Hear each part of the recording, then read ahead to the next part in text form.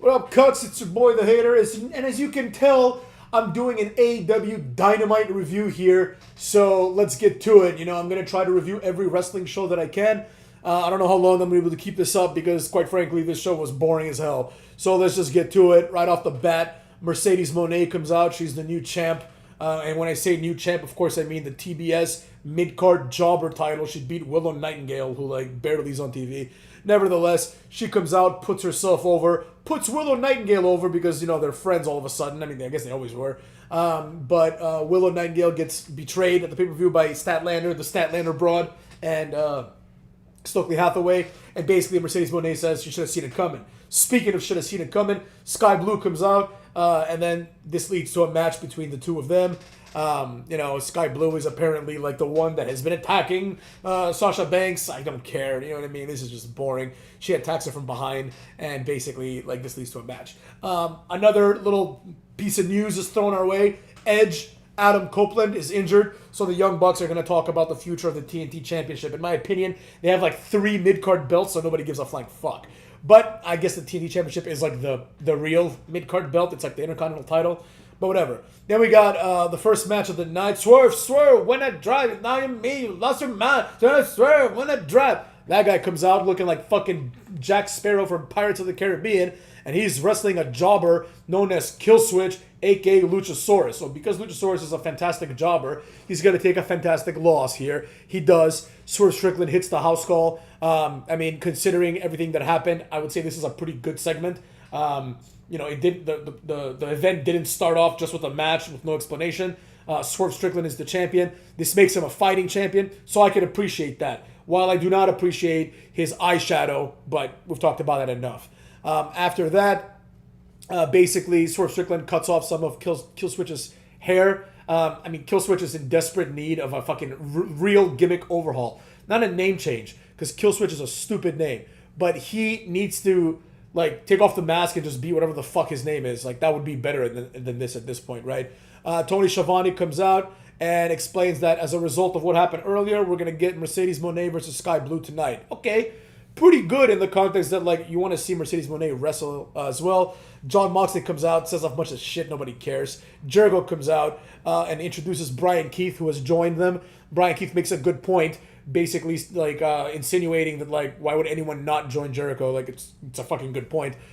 Everyone that's joined Jericho has gotten TV time and otherwise is a jobber, so it makes sense to join Jericho. Then we're told that some broad named Stephanie Vaquer or Vaquer or whatever is going to be at Forbidden Door. Think about it just really quickly, going back to the Jericho thing, right? Those two guys, the two Canadians, Daddy Magic and the other guy, they got TV, more TV exposure while they were with Jericho than they got for the remainder of their entire career. So good for them.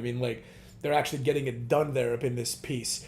Now, with all that being said, there's other situations too. We had Proud and Powerful, Out and Proud. We had them getting some exposure, and then since then they've done nothing. So, that's what happened. Then we've got an IWGP World Heavyweight Championship Eliminator, Moxley versus Rocky Romero. I didn't even know Rocky Romero was still wrestling. Last I checked, he was fucking, doing commentary, but obviously John Moxley wins with the Death Rider. Nobody is really, surprised by this at all, but whatever, it is what it is. Orange Cassidy comes out. He gets offered to join the Don Callis family. This is a colossal waste of time.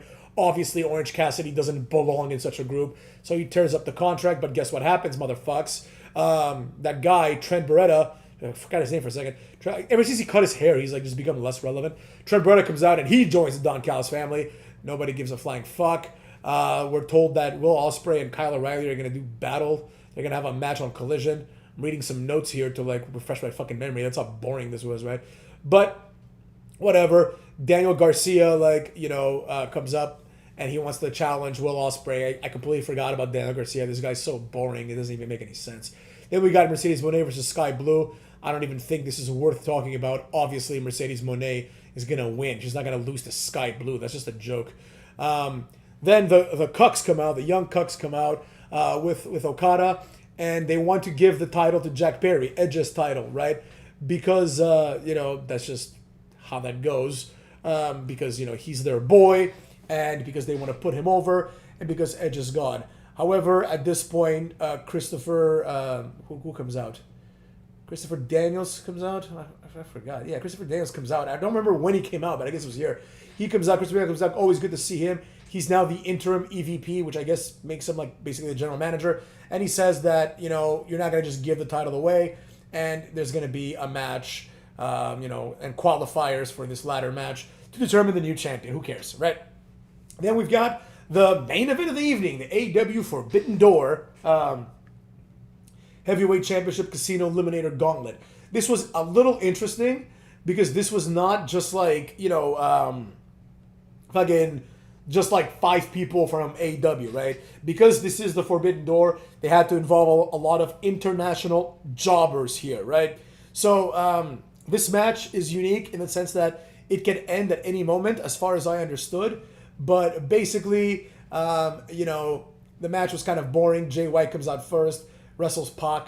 I mean, this is just, they're like the same guy, really. Like, who the fuck knows? Like, actually, I was watching with my fiance at some point, not today, but, and then, like, she was like, who's this guy? Jay White came out. I'm like, he's a jobber. She's like, oh, yeah, he looks like a jobber. And then Pac came out. She's like, what the fuck? Like, it's the same guy. And I'm like, no, it's not, but, I don't blame you for thinking it is. Then Mystico comes out. Nobody cares. Let's fast forward. Will Ospreay's there, so obviously, he's obviously one of the favorites. In the very end, Ospreay hits the hidden blade to Jay White. He does a Stormbreaker to Cassidy, and which is countered. And then he does the Os Cutter to Orange Cassidy, which is basically the Cody Cutter, and beats him, right?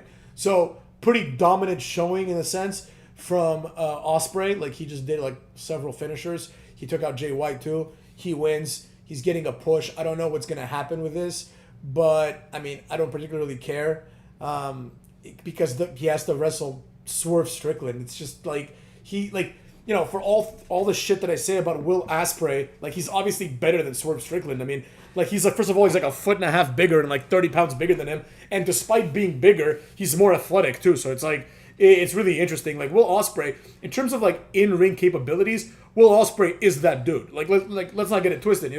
I'm not trying to Dave Meltzer it here, but Will Ospreay is just like an incredible athlete, right? Like, he's right up there with like Ricochet as like 2 of the best athletes right now in wrestling, right? Ricochet is also great in the ring, but as we see with Ricochet, and we're going to see with Will Ospreay, that's not enough. Will Ospreay is better on the mic. He's got an accent, we like that, so that's what happens. But basically, this was a relatively quick episode of AEW, but it wasn't very entertaining, right? It's like, if there's no Edge, if there's no Christian, and if there's no real wrestlers that matter wrestling, like, here's the problem, right? You have Swerve Strickland as the champion, and while he is a fighting champion, he's doing the best he can. I can't hate on him too much for it. The reality is, like, Jon Moxley is the IWGP champion, and he's obviously a much bigger deal than Swerve Strickland. So it's like, as long as you have people like Moxley in this company, like, Swerve Strickland's going to be behind them always, right? There's no scenario in which Swerve Strickland is better than Christian, than Edge, than Will Ospreay, than Bryan Danielson. And when I say better, I mean, like, I think he's better than Bryan Danielson, but like, he's never gonna be higher up in the card, right? Like, if you had to predict the main event of the big pay-per-view, whatever the fuck they're, like, Full Gear, I guess, is like their big pay-per-view, like, the Swerve Strickland's not gonna be on that match probably, right? It's gonna be something big. He's not gonna be like in the main event of Forbidden Door. That's probably gonna be the Moxley match. Like, I just don't see anything coming of this. So, given all that, I am of the opinion that, he needs to, either drop the title, but that's not very fair. He needs to, in reality, he needs to go and beat up Jon Moxley. That's what he needs to do. He needs to prove his dominance, because just because he's a champion doesn't mean that he's dominant. Same thing with Cookie Rhodes, right? Cookie Rhodes, he's the champion, but, like, who cares? Like, until he beats, like, Drew McIntyre clean, until he beats Randy Orton, like, he hasn't proven anything because he's not the biggest draw. He's not the biggest name in any capacity. So that being said, I don't give a flying fuck. This show was mid, and when I say mid, that's being generous. This show actually sucked ass. So that being said, motherfucks, This has been the AEW review. Sorry, like, I wish I were more excited, but I'm just not. This is just not a good show. I didn't enjoy it, so yeah, that's what you get, motherfucks. You get what you pay for up in this piece. And I get paid by AEW presence. And if the presence of the show is low, so is my energy. So with that being said, suck a fat one, cooks.